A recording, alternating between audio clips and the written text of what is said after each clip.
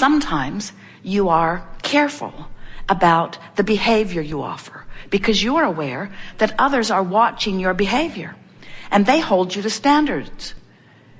Jerry and Esther receive a box every Saturday from the office, and in the box this Saturday was a speeding ticket for Esther. A camera had taken their picture and a picture of the license plate, which Esther thought she'd blurred sufficiently, but apparently not. In other words, you tend to want to modify your behavior if there are those who are watching and disapproving. And you even tend to watch your words if others are listening who might disapprove. Because many of you, in fact, most of you, have set yourselves into a mindset that you care about what others think about you. You care how they respond. Esther doesn't mind speeding, but she does not want a speeding ticket. Which means speeding doesn't feel like her problem. Getting caught speeding is what feels like the real problem. And so many of you are guiding yourselves based upon the response that you will get from others to your behavior or to your words. And since you don't think that they can hear your thoughts, you don't worry so much about your thoughts. You're more careful about what you do and what you say. Not always. You're getting bolder as you get older. But the older you are, the less you care. Because you come to realize that they're really not all on your side, or most of them, or hardly any of them anyway. But what we're wanting you to come to realize is that you are broadcasting and the universe is responding. And if instead of modifying your behavior or your words or your thoughts to what you think others' responses will be, if instead you are using the guidance system, which is the vibrational awareness between the two vibrational vantage points of you and you, then you will have guidance that you can really count on.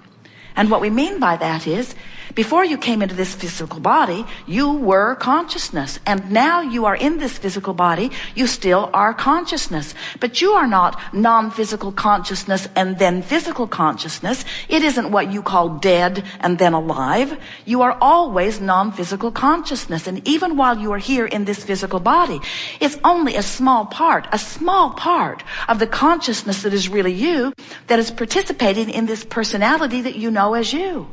It's like there's you and there's you.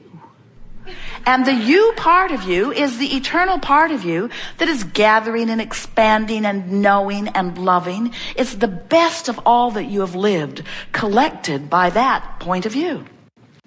Some refer to that non-physical part of you as soul. We like to call it source. Some call it God. We like to call it all that is.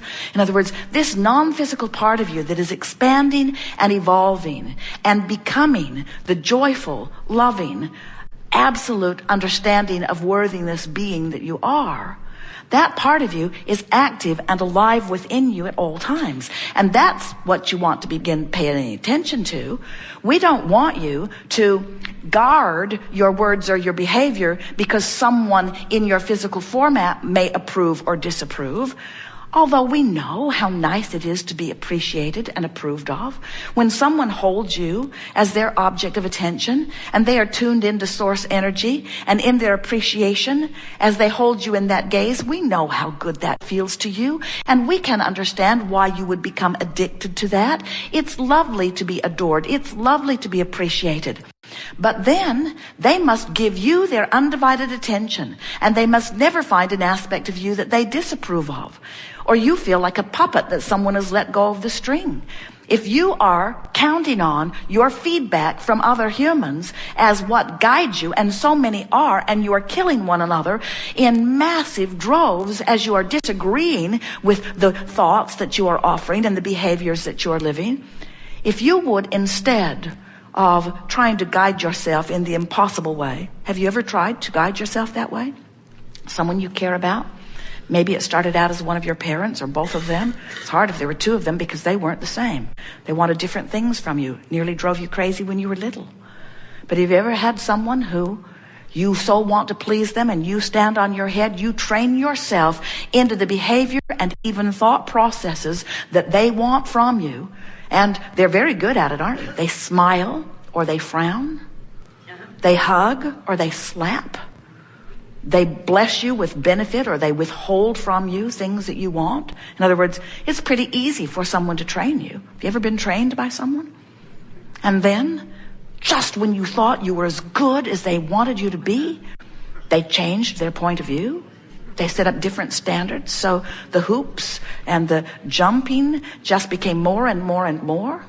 Have you ever had two people in your life that you were trying to please who were different, who wanted different things from you? So you please that one when that one's around, and that one when that one's around. And oh, please don't ever let them be in the same room at the same time. You find yourself being a schizophrenic. You find yourself shutting down, not showing who that one knows you to be to that one, or who that one knows you to be to that one, because things don't go well when you do that. Have you ever experienced that? Have you ever walked into a room and you can feel that something was going on in there before you got there? That now you're there, they're not talking about it anymore?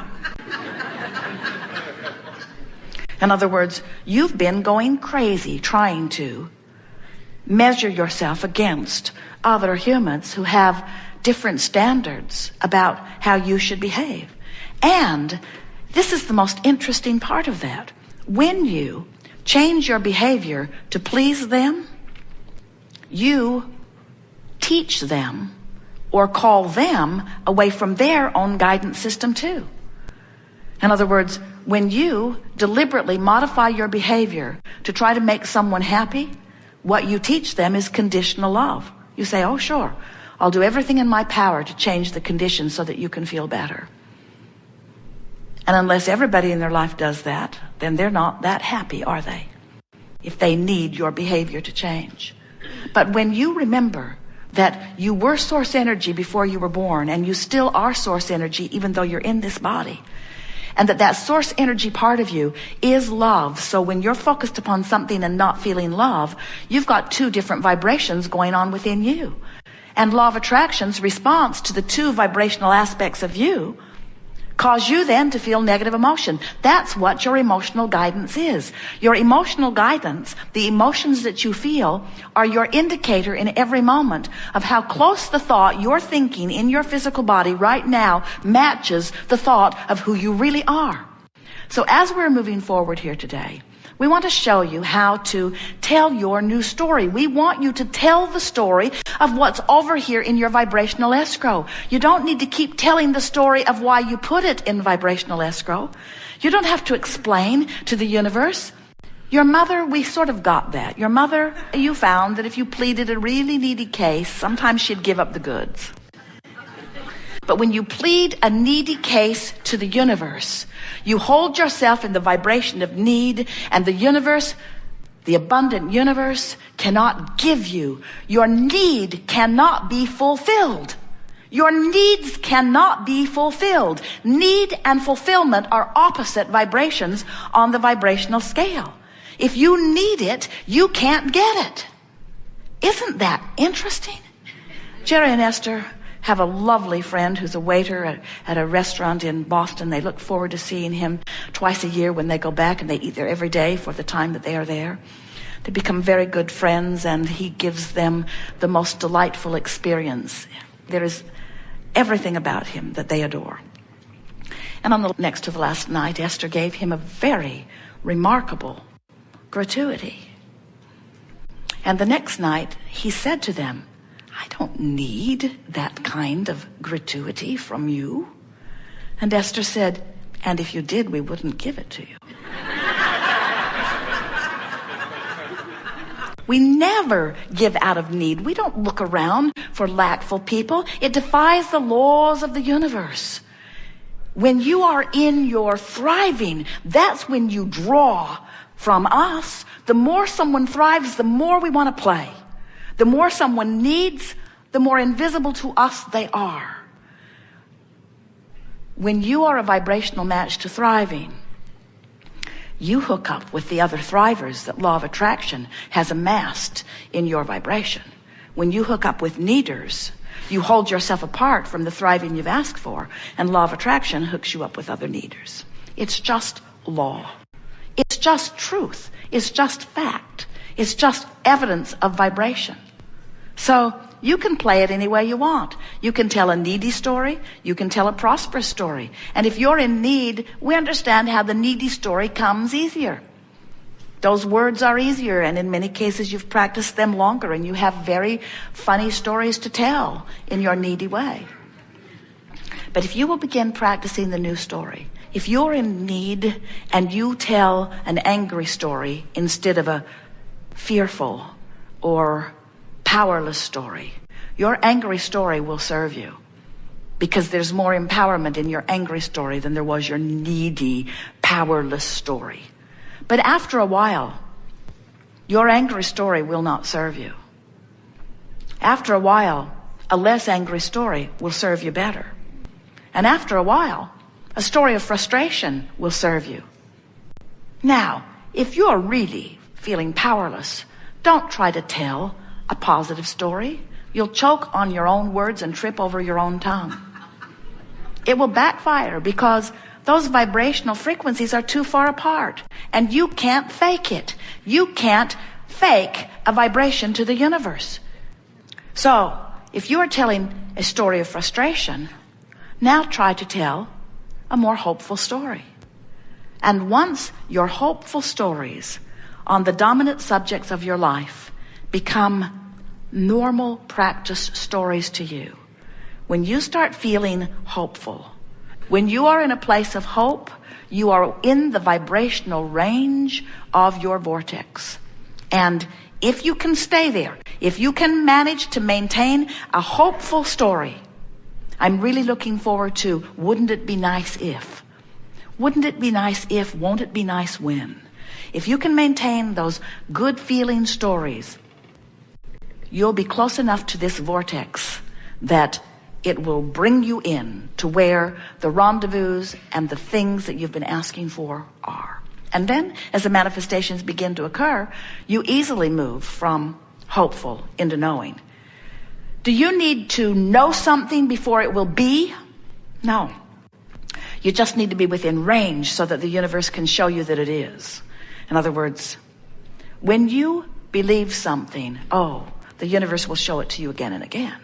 But how can you believe something you doubt? You have to work your way into closer and closer and closer belief. And when you get into the range of belief, the universe will give you the evidence to take you all the way in.